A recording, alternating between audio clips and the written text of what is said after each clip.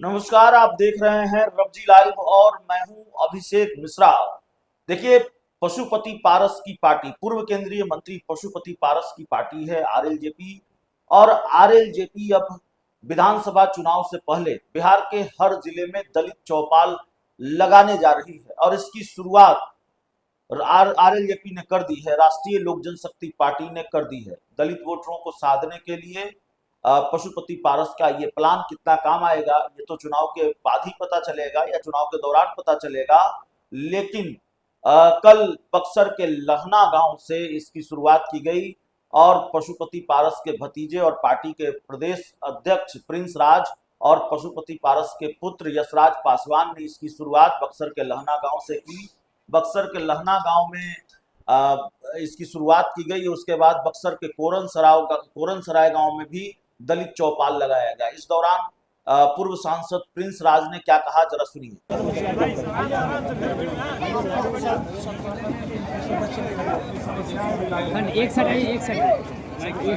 आज पहला हम लोगों का कार्यक्रम है, दलित चौपाल का पहला कार्यक्रम है, इसलिए थोड़ा सा दिक्कत हो रहा है, लेकिन आगे ठीक हो जाएगा। आप सबको बैठा दीजिए, कुर्सी आगे लगा दीजिए, कुर्सी ले आइए, कुर्सी यहाँ पे सब विद्यार्थी सब है, विद्यार्थी सबके लिए यहाँ पे कुर्सी लगा दीजिए। साथियों, जैसा कि हमने कहा कि दलित चौपाल का उद्देश्य अलग है, कोई भाषणबाजी नहीं है। हम लोग कई जिला में हम लोग सभा कर चुके हैं और समस्याओं को हम लोग अपने भाई बहनों माताओं के बीच में, जनता के बीच में हमने रखा। हमारे छोटे भाई ने बहुत अच्छी बात बोली कि भाई हमने सभा जब बक्सर में किया था सब लोगों का डिमांड हुआ कि भाई आप गाँव में चलिए। हम लोग पीछे कीजिए ना, सब लोग जब नेता लोग जब भाषण देते हैं, हम लोग मन से जब भाषण देते हैं तो प्रदेश में क्या समस्या है या देश में क्या समस्या है वो उसका उल्लेख करते हैं, उसके बारे में बताते हैं कि भाई प्रदेश में ये समस्या हो रहा है। लेकिन वो प्रदेश का समस्या है, एक गांव का, एक पंचायत का समस्या उससे अलग होता है। अभी हम लोग यहाँ पे आए तो क्या समस्या देखने को मिला कि भाई गाड़ी यहाँ पे पंचायत में आ नहीं सकती है, यहाँ पे सड़क नहीं है, और हम अब यह लिख के देते हैं कि यहाँ स्वास्थ्य व्यवस्था ठीक नहीं होगा। क्या है यहाँ स्वास्थ्य व्यवस्था? प्राथमिक स्वास्थ्य केंद्र है?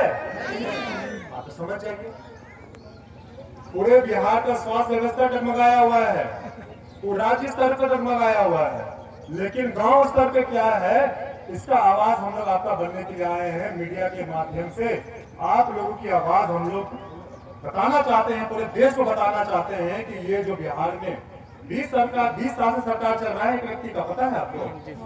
बिहार में 20 साल से एक व्यक्ति मुख्यमंत्री है, 20 साल से एक व्यक्ति का राज है, और आज भी गांव में मूल जरूरत की समस्या है।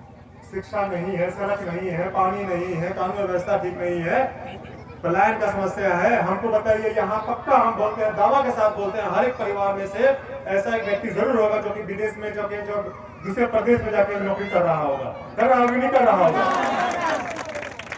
लेकिन जब कोरोना काल था ना, जब कोरोना में जब लॉकडाउन हुआ तो हमारे मुख्यमंत्री जी बोले कि जो सब वापस बिहार आ रहा है, किसी को वापस जाने का जरूरत नहीं है, सबको हम काम यहीं देंगे।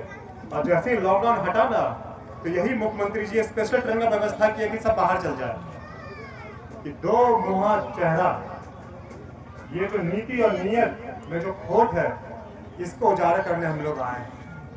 चाहे आप शिक्षा का नाम लीजिए, हर साल बीपीएससी का एग्जाम होता है, पेपर लीक हो जाता है।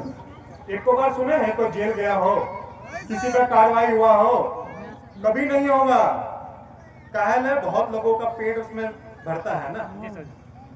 यहाँ पे इलाज कराना होता है तो हमारे माननीय मुख्यमंत्री जी खुद दिल्ली भागते हैं, उनको खुद पता है कि भाई यहाँ पर उसका इलाज नहीं होगा। जाएंगे किडनी का इलाज कराने कर देगा, हार्ट का इलाज कर देगा, जाएंगे दिमाग का इलाज कराने के लिए कर देंगे दिल्ली का इलाज। कानून व्यवस्था यहाँ पे देख लीजिए, शराबबंदी जिस तरीके से यहाँ पे लागू है, किस पे अत्याचार हो रहा है? कौन जेल में बंद है कानून व्यवस्था को लेके? शराबबंदी में जो लोग बंद है वो काहे से बंद है? हमारे मुख्यमंत्री जी बोलते हैं कि कोई दारू नहीं पिएगा। अरे भाई, आप समझदारी पे छोड़ दीजिए, लोग के समझदारी के ऊपर। कौन दारू नहीं पिएगा उसके समझदारी पे होना चाहिए। जब एक व्यक्ति को, जब वो 18 साल का होता है, जब उसको यह निर्णय लेने का हक होता है कि देश का प्रधानमंत्री कौन हो, देश का मुखिया कौन हो, प्रदेश का मुखिया कौन हो, तो उसको यह भी हक मिलना चाहिए कि वो क्या खाए क्या पिए। आप अपना कानून व्यवस्था टाइट करिए। ये तो वही बात हो गया ना कि भाई बिहार में मर्डर हो रहा है चाकू से, और मार्केट में सब चाकू हटा दीजिए आप, कि चाकू नहीं रहेगा तो मर्डर नहीं होगा। ये कौन सा हिसाब किताब हुआ? अगर कानून व्यवस्था खराब था, शराब जब शराब लागू था, शराब पी के जब लोग कानून व्यवस्था को गलत करता था, उसको हाथ में लेता था कानून को, तो उसको आप दुरुस्त करिए, कानून व्यवस्था दुरुस्त करिए। लेकिन इस तरीके का दलितों पे अत्याचार करना, ये कहाँ का न्याय? आप देख लीजिए, कोर्ट भी फटकार लगाया है बिहार सरकार को कि आप जितना आदमी को जेल में डाल रहे हैं, इतना आदमी को जेल में जगह नहीं है, कहाँ आप जेल में डाले जा रहे हैं?